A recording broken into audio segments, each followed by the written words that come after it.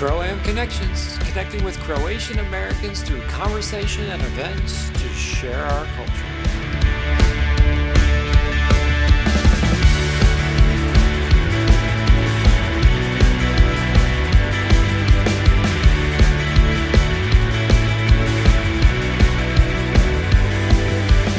Today in our show, we have Joe and Jim Baric, the Baric Brothers. They are musically talented siblings and a product of Strawberry Hill. They continue to spread their love of Croatian music and dance from Kansas City, Kansas.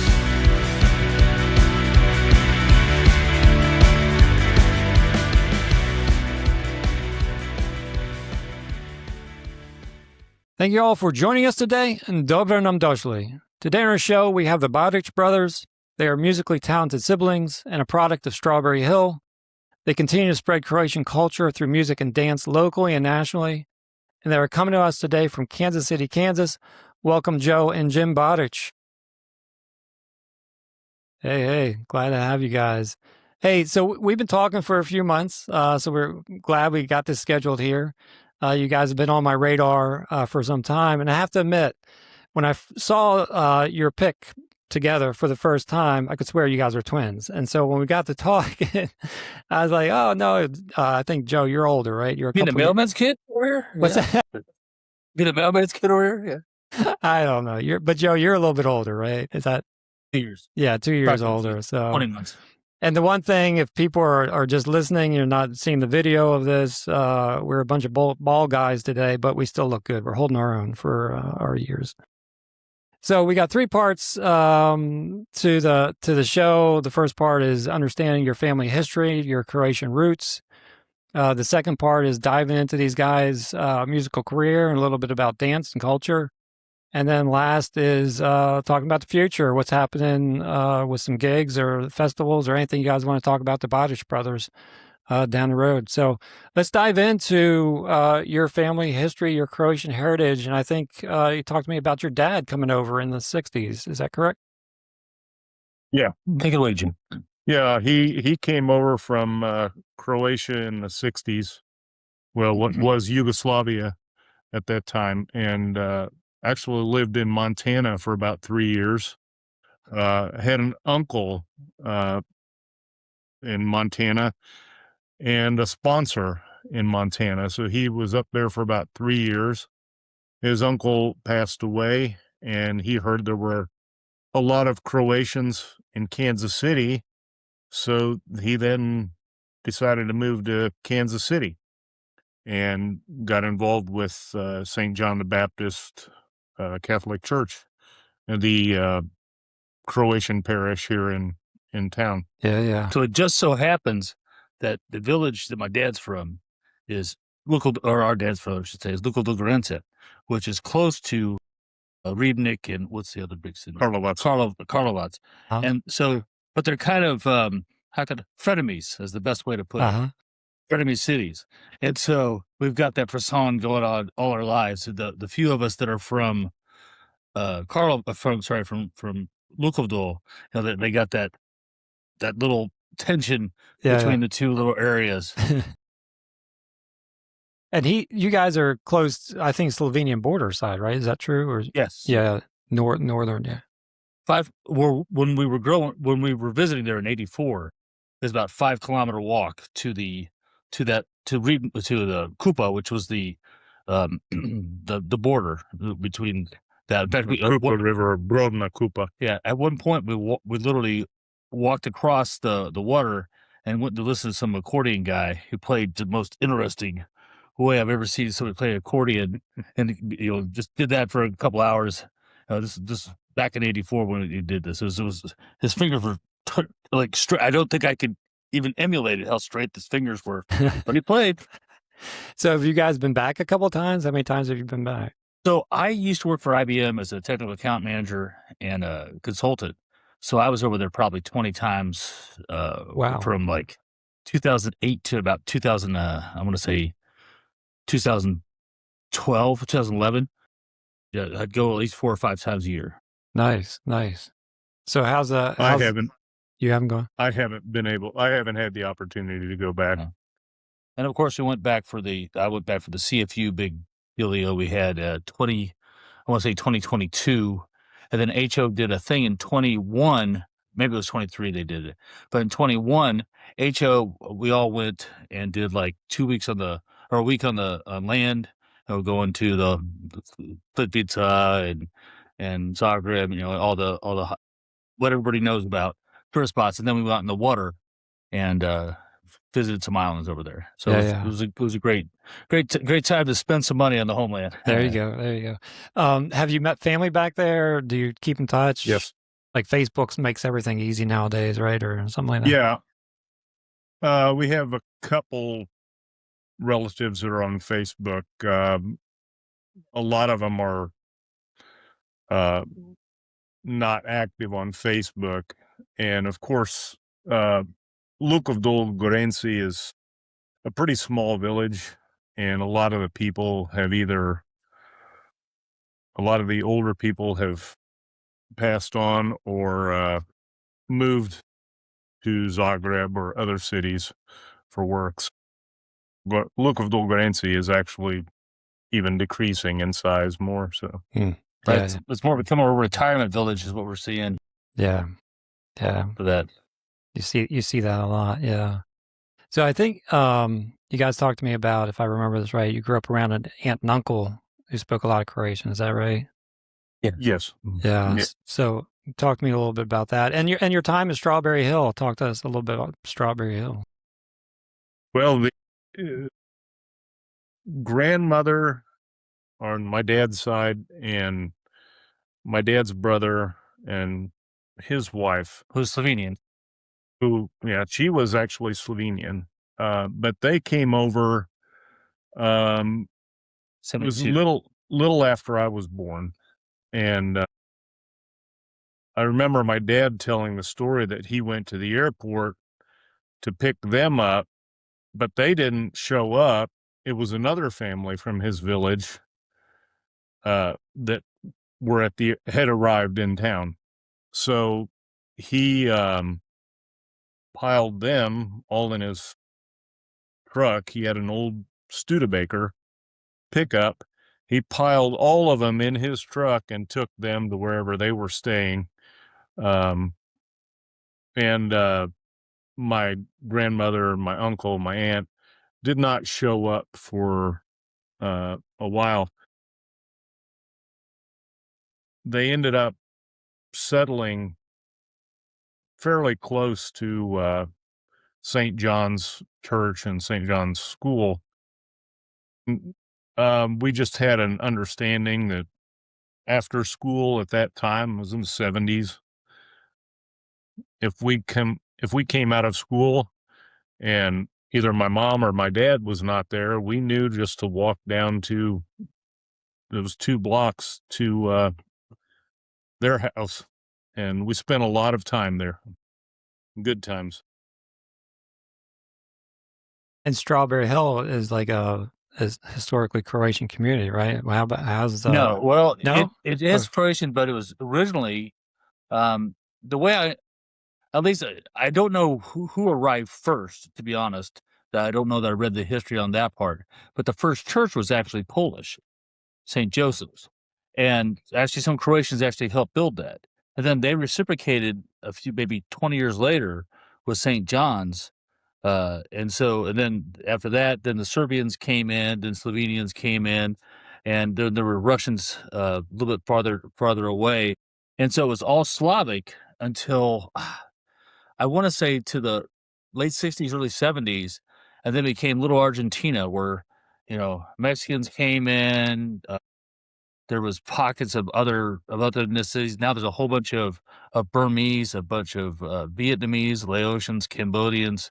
And of course now the latest thing is regentrification. So a whole lot of younger, I mean the right word is, younger people, that just live that what used to be like hippie lifestyle are doing that kind of thing. And so you have all these different ethnicities and cultures just stepping on each other's toes all over the place there. Now it's quite vibrant. Add on to that, so the Polish church was not far from Strawberry Hill, what they call Polish Hill. And so that's where Part of the same area. Okay. same, I mean, literally a mile away. But you had a Polish church, you had the Croatian church, you had the Irish church, you had the German church, Yeah, the Russian church, which is literally right across the road from from Polish Hill. They have a place called Russian Hill, and the old Russian Orthodox Church is still there, although that congregation, much like the Serbian church, has moved down into Overland Park or Lenexa. another suburb of Yeah. KCMO. And at one time, I believe there was a Lithuanian church that I don't believe is there anymore. There's been a lot of changes over the years to the downtown Kansas City, Kansas area. So some of the churches have survived, some have not, some have been repurposed. Yeah, the Archdiocese has really been kind of they've laid a heavy hand on things. For instance, the Slovenian Church, the Holy Family, was for years and years. His name was Father Mayak. He was, if I'm not mistaken, like one of the longest reigning pastors of a Roman Catholic Church in the Midwest. And as soon as when he passed away, the Father Joseph, right? Father Joseph, who was Hispanic, was Father Peter. Father Peter, excuse me. Father Peter was who was Hispanic, and he was assigned. He was assigned to St. John's and Holy Family, and I forget another church. I think it was St. Anthony. St. Anthony, and so he was doing all those, and as part of his he was Hispanic, so he got a whole lot of Mexicans, a lot of Spanish, Guatemalans, some other cultures into Holy Family, because there was the Holy Family, the parishioners were just they were just diasporing. They were going, to South Kansas City, to other areas, and so he just backfilled that with as many as he could. Well, he's no longer in charge of that, and whoever is in charge of it now, I forget his name, has now brought in Burmese, Laotian, Cambodian. So you see Spanish words like painted on things, and then on top of them you see Vietnamese lettering. Yeah. And so it's kind of crazy when you we were just there for a rummage sale this morning, my wife and I was just like, man, I just can't believe the change of that. It's the immigration cycle, right? I mean, back in the day when the Irish and the Italians and then the Slavics came, it's the immigration cycle, right? It's just a different group. We're seeing it real time, Yeah. And it sounds like that area was like the typical, like Steelton's a lot like that. It's a much smaller scale, but it's like the running joke is on every corner was a church, cultural church, and a bar. Right, and so you knew which was which back in the day. So it sounds like a lot of similarities there. All right, thanks for that. Let's dive into. There's a lot to talk about here, but your musical careers. I want to start off with how you both got into that a little bit, and from early conversations, I believe you had two major influences in your lives. I think one was your mom, and then talk a little bit about Don as well. So I'll let you guys take it from here. So I was the oldest one. I got broken in first. Watching TV as a young kid in the 70s, that we had two people that were the most flamboyant, charismatic when I was watching TV for music, and that was Elvis, of course, and then there was. And you're gonna laugh, but Liberace. Yeah, Liberace. I mean, we didn't know any of the lifestyle or any of that stuff, but he was just so flamboyant, and he was a remarkably effortless player. He could play anything, right? And, he'd have his pool that looked like a piano and all this stuff. And so I wanted a piano or a guitar. And my mom, and we were part of Strawberry Hill. I knew about Don Lipovac, but he was just that guy in the background when we were in the Croatian part of town to me. And then my parents got me that little baby accordion. And I was just like, I wonder if I shake it, maybe it'll turn into a piano, maybe I'll give water it or something. I didn't know. And so we had played that, and I hated it for years and years. And it wasn't until even when I studied under Don years later, it was mandolins at the time, but Preem, I still didn't have the bug until Jim came back from college. And then I was like, oh, well, that's what this thing's for. All right.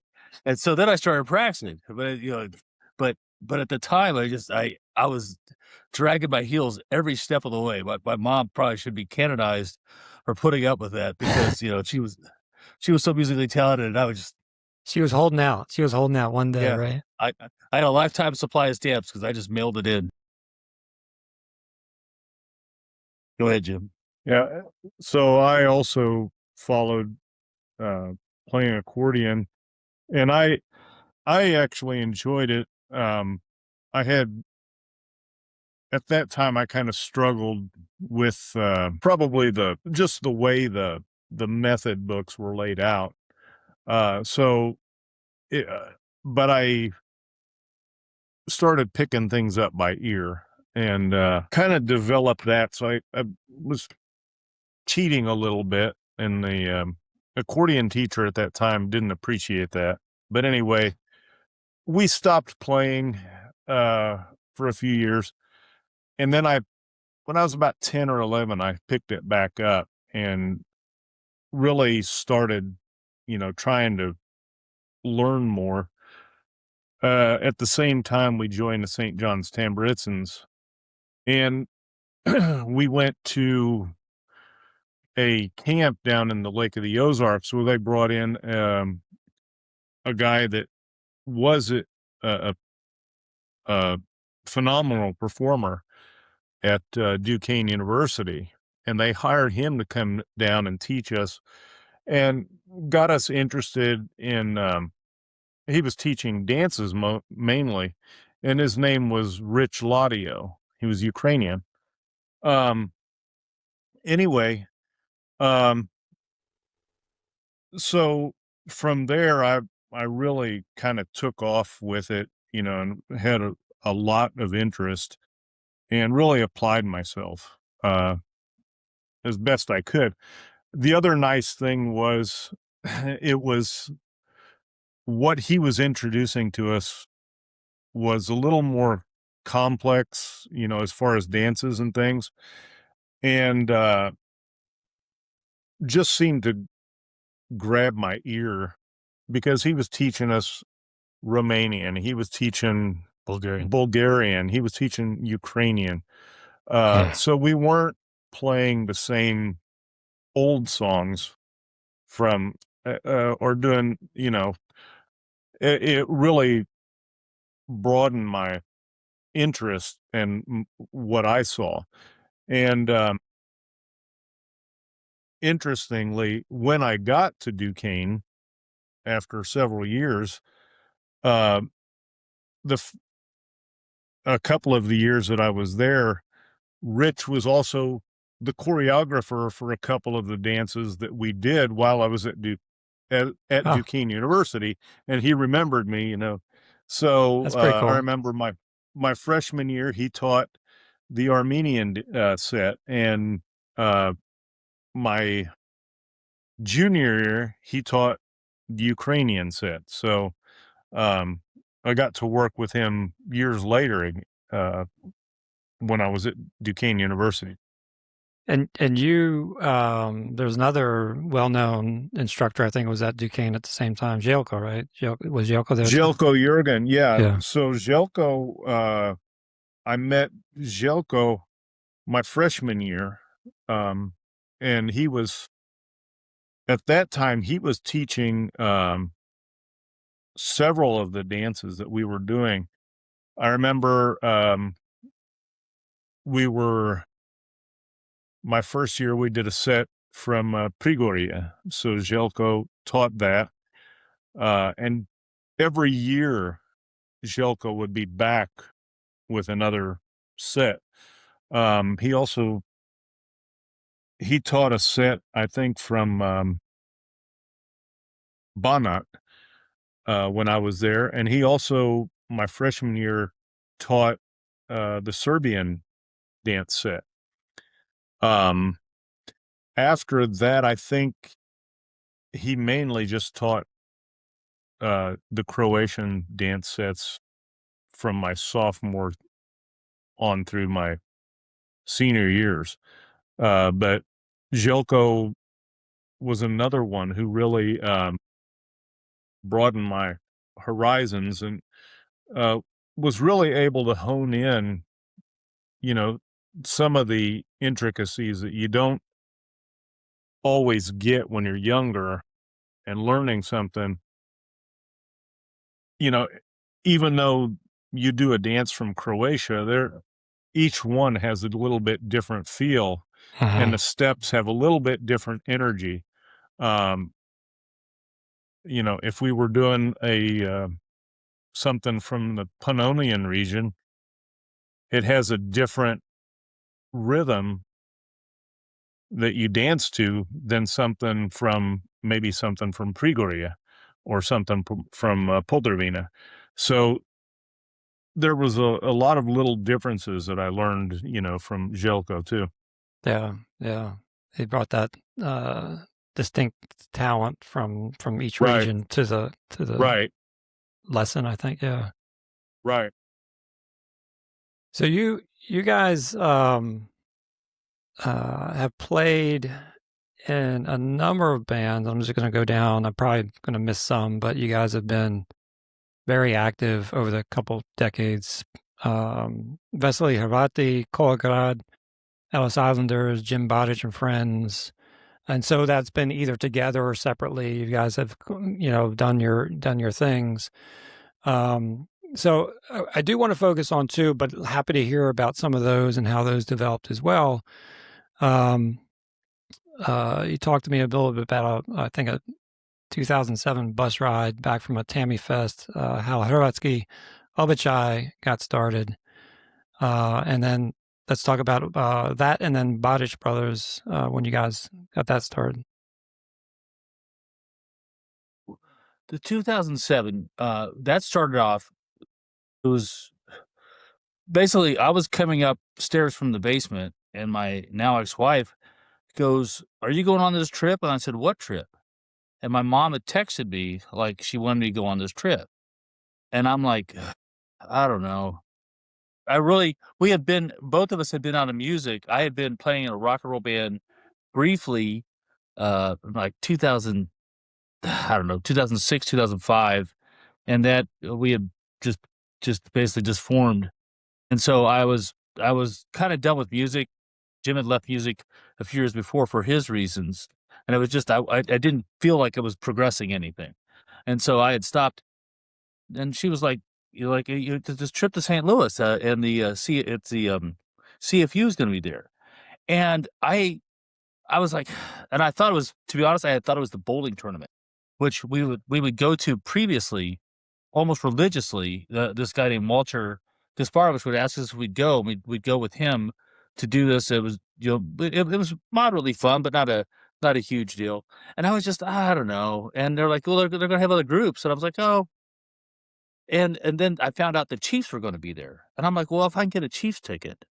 And I got a Chiefs ticket. So I was like, I'll go. Right. So I go there. And at the time I had shaved my head. I just started shaving my head. I used to have the worst hair ever. And so I shaved my head. So nobody recognized me for, like, I don't know, the first 2 hours of the bus trip. So finally, we're talking, we're reminiscing a little bit, and we go see this. And we're all watching it. And, I started off as a polite viewer. Like, yeah, and then something caught my eye, like, huh, and I just thought, yeah, I missed that a little bit.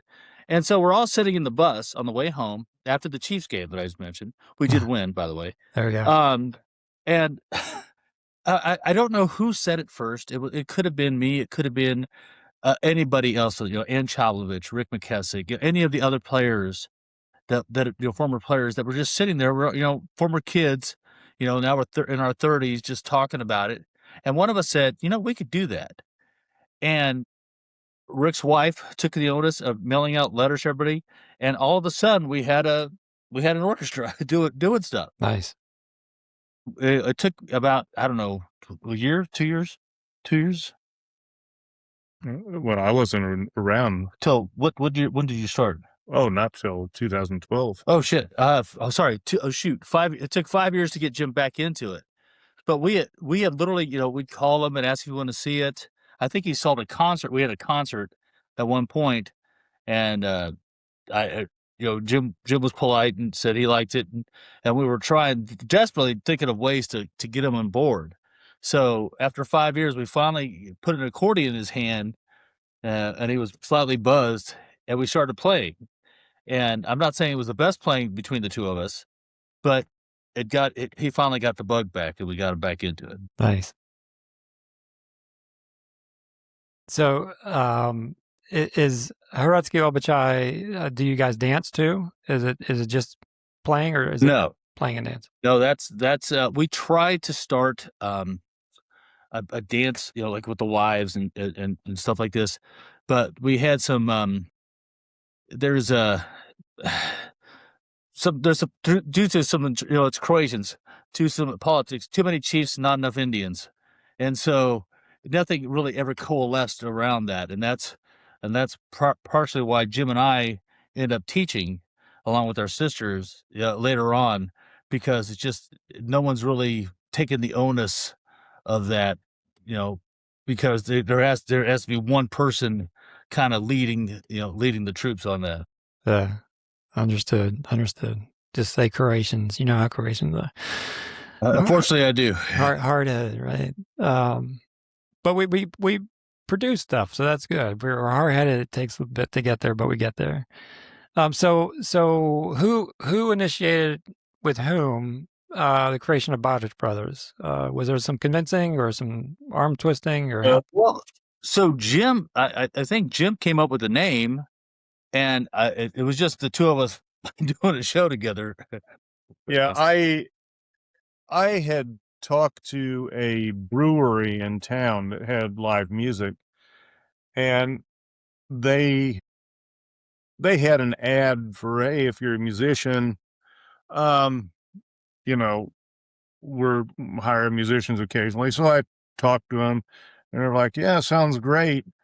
And they did not have room or funds for the whole band.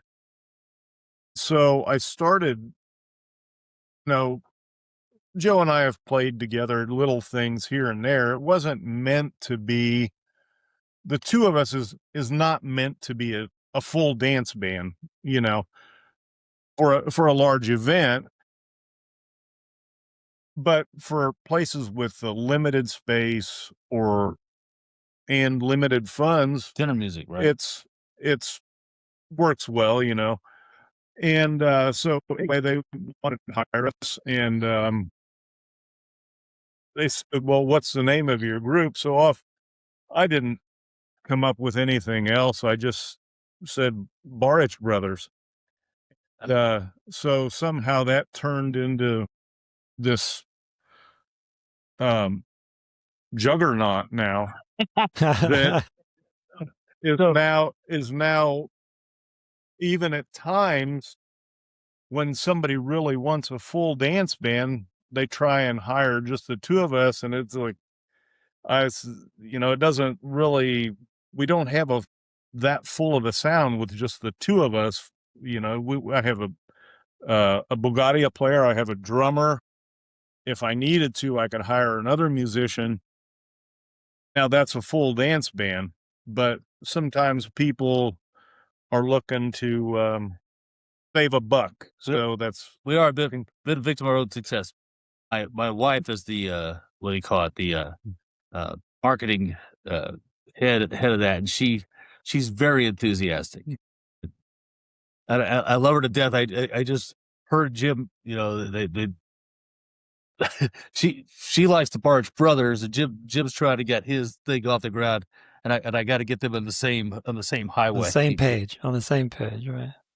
Right, because you said Baric Brothers are for small kind of venues, but then you still have Jim Baric and Friends, which are for the bigger events, right? Yeah. And that was my goal, because it works, but I like to have a full sound. I like to have all the parts, for me. And I've had, at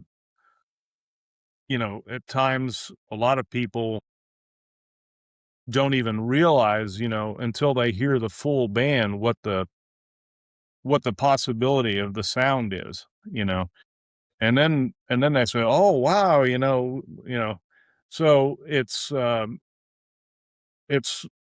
getting a little bit of momentum, but it's had a hard time overcoming just the Baric Brothers, because unfortunately the Baric Brothers started before Jim Baric and Friends. And also it took a bit for the JB&F sound to mature a little bit.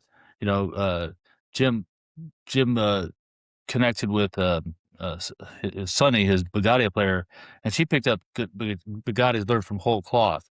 So that it takes, it's always a bit of learning curve. And his son also picked up drums, started learning. So, and they've come along famously, but it just takes time to get that. Meantime, my wife's posted right and left. So it's and we both take the gigs. We like the gigs, but it is we have had talks about how to that's the true tension between you're right, a manager, a band manager, and the people in the band, right? The manager wants to get you out there for the gigs, and the band's like, well, how do we do this, right?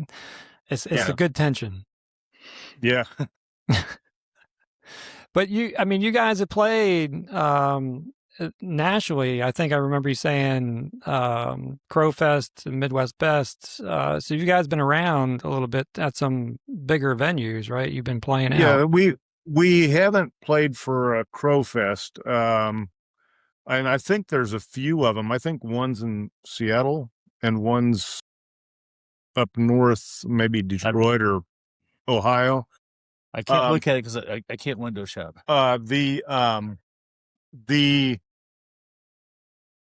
When I put together Kolograd, we did go to Chicago for the Tambourines Association of America. Okay.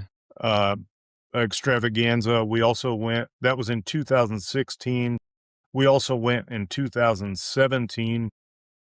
We've traveled to Omaha to play. We have traveled down to Pittsburgh, Kansas. We've been to St. Louis for things. Weren't you West Coast though? Later, did you go West Coast too one time? We did. We played with Bracha of Chicago. That was the two of us. Okay. The two of us went to fill in for Rudy Gracia's band, which is Bracha. And we also went to Washington, D.C. We went to Cleveland to perform with them also. We've been to a lot of places.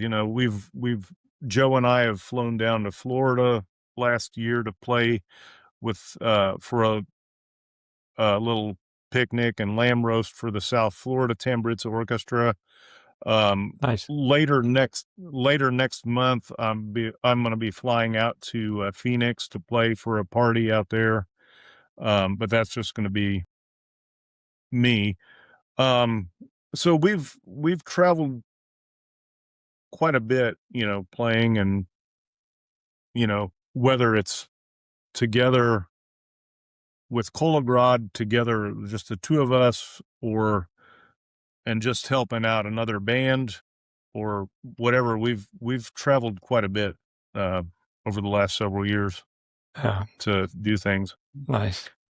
Yeah, this in April, I want to say the 20, if memory serves, the 25th, 26th, I'm going to be playing with HO in Maryville, right outside Chicago, and I'm also helping out the South Florida Tambourines again with some songs. But we try to keep our face out there. Yeah. And you guys are active in the I forget the name of it, the Tamburitzen it's not the Tamburitzen Festival, but The the TAA, Timber's Association thing? yes, Tamburitzen Temperance Association. Association. Yeah. Somebody's the president over here. No, Yeah. I'm just a board member. Um, somebody had asked me would I consider running for the board, and I said, yeah, I would do it. And somehow I was elected. Be careful what you wish for. That's right. Just try and do what I can, and hopefully whatever I do is positive for the organization and for Tamburitzen music, in general. Keeping it going any way you can. So that's what's important, right? Right. Switching gears just a little bit, talking about keeping things going. You guys have been on local TV, but I think they've also been on local TVs that support like CNN nationally. You've been on, I think, if I get these right, KTVZ 21, KESQ 3, KSB 41. They're all in KC. Actually, I saw one, Channel 8 in Idaho, and you've been in the Dubrovnik Times about teaching coalescence, and I think the last time you did it was in August of 2025. Is that something you guys do every year? And I know it's to like generate interest again, keep it going, but how often do you guys do that? And I wish we'd give you an exact answer. That's kind of an ad hoc thing. So what happened is, like I remember we talked a little bit earlier about the temp HO trying to teach. That kind of really went nowhere. So some of the people in Strawberry Hill, St. John's Church is having a bit of it's a bit of a revival. There's getting a little bit of energy, especially as the younger kids start to fall in love with the music and the culture. And so my sisters were actually originally asked, to be honest, about, could you teach us this? Well, my sisters, and they of course said yes, because they want to help out, but then they didn't do anything with it. And so I talked to Jim, and now it became, the kind of the Baric family teaching the colo. So and that, it started off with so much energy. I think the first time we had, I counted, and of course there's a little bit of Brownian movement, so I can't be exact, but I'll say like 54 people, and that was that was heartwarming, especially in the first time they were all, I forget what it was. Let's say it's the Sirto, and they were all moving in the same direction. Right. They were dancing, and I was so happy with that. Then that kind of trickled down to 40, then it trickled down to 30, then it trickled down to 2. Yeah. So we stopped teaching, and then the next year, kind of the same thing, not a little smaller scale, a little quicker die off because a lot of them they just needed a refresher, and so at this point, there's been enough dances, there's enough now when we play, there's enough people out there dancing that there's enough motion. People are not embarrassed. If there's enough people around them, they're not embarrassed to try it. Yeah. Right. If there's 6 people, they're not going to do it. But if there's 20, they might get out there and give it a shot. And so there's enough. So we're not unwilling to do it, but we just haven't been approached again this year. Yeah. But it's And good. we got other stuff like interviews to try to schedule. No, but it continues. I mean, if you guys don't do it, who's going to do it, right? And it's one of those that you continue with the music side of it. You're trying with the dance side of it, and eventually something will catch. And World Cup fever, right, always helps. And so that's an inspirational piece there. And one thing I'm thinking about next year after the World Cup, right? Like I said, there's a revival going on, and that there's some of the members of the people that have asked us to do that. They have actually formed an offshoot of Hrvatski Običaj, or HO, and they're calling it H2O. That's good. And these people are studying. I'm not part of it all, but I'm so happy. If they asked me to do anything, I would do anything to help us succeed. And I'm sure Jim would do as well. But give them a year, because it takes a bit to get something under your belt. If they want to start a dance troupe, I'll approach them and say, hey, look, wanted to do something and talk to Jim. Jim's the one that did a little more training than I did, but I'm happy to help any way I could. Yeah, that's excellent. That's excellent.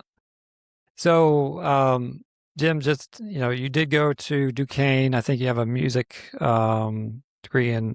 I have a Bachelor of Science in Music Education. Yeah. So now I drive a truck for a living. So Yeah, but Makes sense. come on, we all do what we have to do. Jim, we all do what we have to do, right? Because this doesn't always pay the bills, what we do here. Yeah, right. But it's something you should be proud of. You composed 2 originals, and one was for your wife, I believe, Michelle, correct? That was Correct, yes. called Mikola Triputi, and then one for your mom, and Maichin Kolo, Mom's Kolo or Janice's Kolo. And so I just want to, I'm going to play just a few seconds of this, just so people get to hear Maichin Kolo. Because you should be proud of the work on your 2 compositions. So let's listen in just for a bit.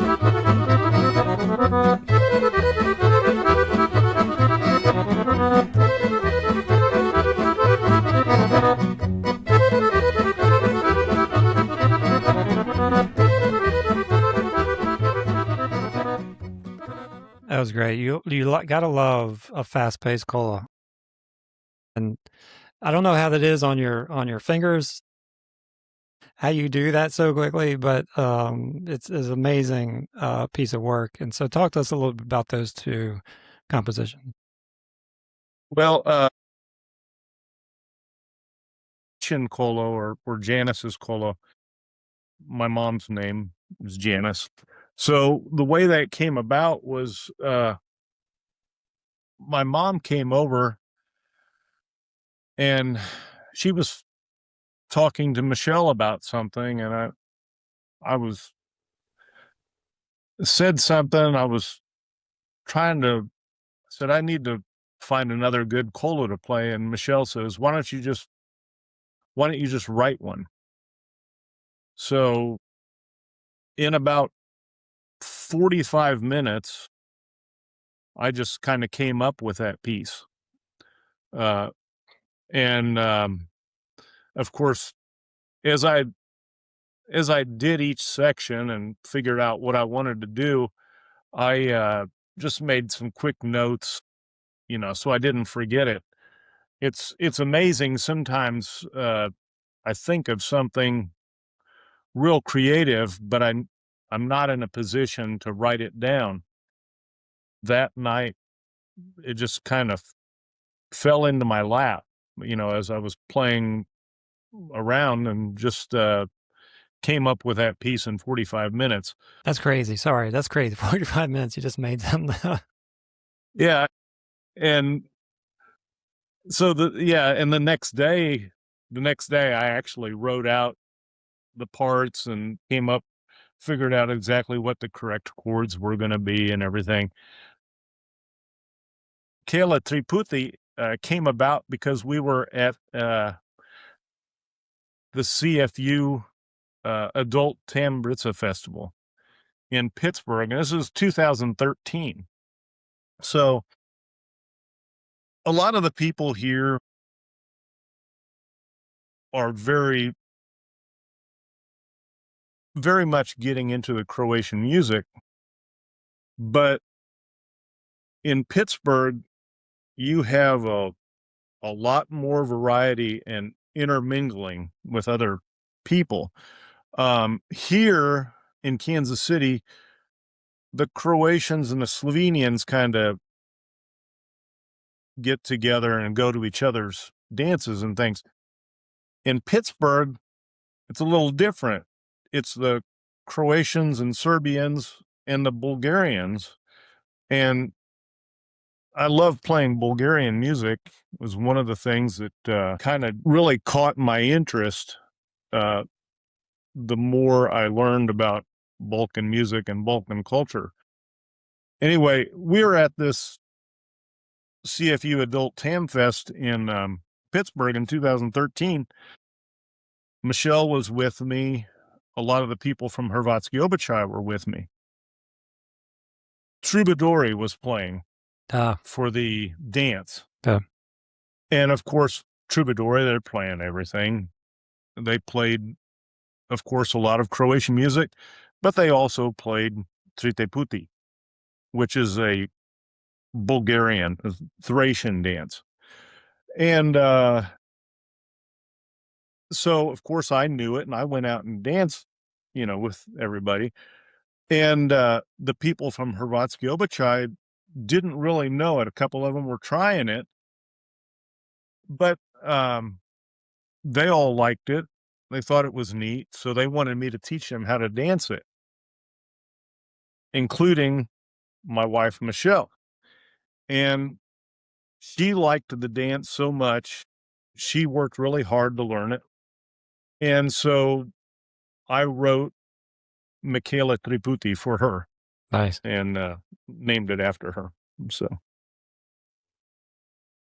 did you get any bonus points for that one?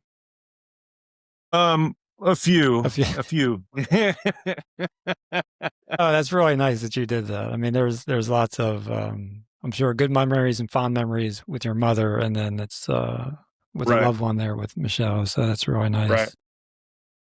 So what's future for Baric Brothers? Sounds like management's working hard to get you out there on the road. So what's coming up? Any gigs or albums or CDs you guys are working on? Anything out there? So we just recorded, was it 5? We did 9 videos. I think I'm taking naps. Jim Baric and friends. So we recorded some songs, and we're easing them out there into the into the wild, nurturing them. And so the right now, we love playing Croatian, Balkan. Jim's not the only one that likes the Bulgarian stuff. I love the time signatures and all that stuff as well. It's just I had this need to not play for the kitchen table. Yeah. What we're trying to do is talk, and so we got things we're talking about to get a little more demographics to our who listen to us. We have so for Baric Brothers, we are playing for the Sugar Creek Slavic Fest, so we'll be one of the performers there. Nice. Also, with Hrvatski Običaj, we'll be playing for Croatian Day at St. John the Baptist here in Kansas City, Kansas. And then for Jim Baric and friends, we have several things coming up in the fall. You put on your calendar, we got a show June 7th, by the way. There you go. We are I got tell we have well, I guess a late summer and then fall too. We have things coming up for Jim Baric and friends, and we have not gotten the form yet, but of course we'll be also applying to play at the Temperance Association of America extravaganza, which will be later this year. So that'll be in September. So where's that going to be at? Do they have a location yet or no? They do. I I'm not really supposed to announce it yet. Okay, till yeah, it comes yeah, on. we don't. That's Yeah. fine. It's fine. So, I thought, till they actually advertise it on Facebook. yeah. But that'll be coming here in September, and you know, it's we're a little bit behind the 8 ball for this year. The one good thing is that we pretty much have the format from last year Logistics. and the logistics from last year pretty well. So hopefully we'll be able to make up for that late announcement and have a good turnout for this year. Good. So Good. Well, I think, music wise, you guys have some flexibility in what you play and where you can play. And that's the beauty of it. You can go small, you can go big. And, hopefully that helps for the future. And your manager gets happy that you're doing all these kind of gigs, right? And not just for the kitchen table, right? Right. Well, I want to thank you both, Joe and Jim, for taking time to talk to us today. You guys are doing great work, and have been. We talk to a lot of people, and sometimes they sell themselves short. You've been through many decades of pushing music and dance in different ways, and that's appreciated for the Croatian community. Locally in your area, Strawberry Hill and Kansas City, but beyond. I mean, nationally, everybody hopes that somebody's in the local area doing something to keep the tradition going, and you both are, and so you should be proud of the work you're doing and continuing to do. Yeah, we hope to keep it up for a long time. Yeah, and hopefully I get to see you somewhere too. I need to travel sometimes too, so we'll connect. I don't get to travel as much as I would like to. I haven't, like we talked about, I hadn't had the opportunity to get back to Croatia. Yeah. But definitely in the my plan. I know it's a bit of a drive, but I think CFU's coming to Columbus this year in I want to say October. There you go. Yeah, we could maybe meet up there, right? Is that the adult Tam Fest, right? Yeah, exactly. Right. Okay. Exactly. Yeah. Never know. Our paths will cross. I'd like to get out to Strawberry Hill though. See you guys out there too. Oh, yeah. So, all right. Appreciate your time. I'm gonna do a little wrap up here because we always wrap up another episode. We want to say thank you, point of follow to all of our CRO-AM followers for tuning in, and to Filthy 46 Productions for their editing and production expertise. So until next time, Živeli Hrvati, veliki poz I Bog. We'll see you guys.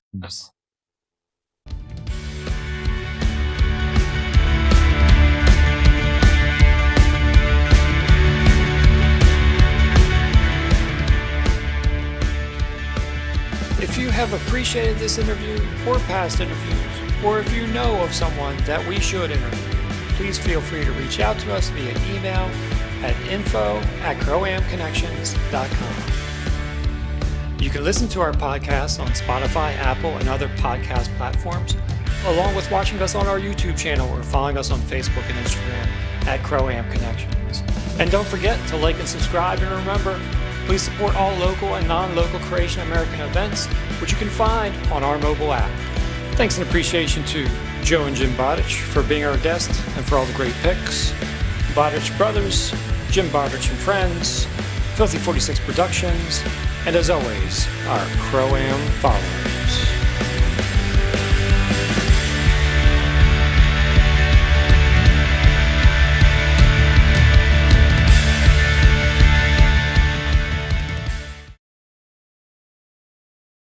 Follow.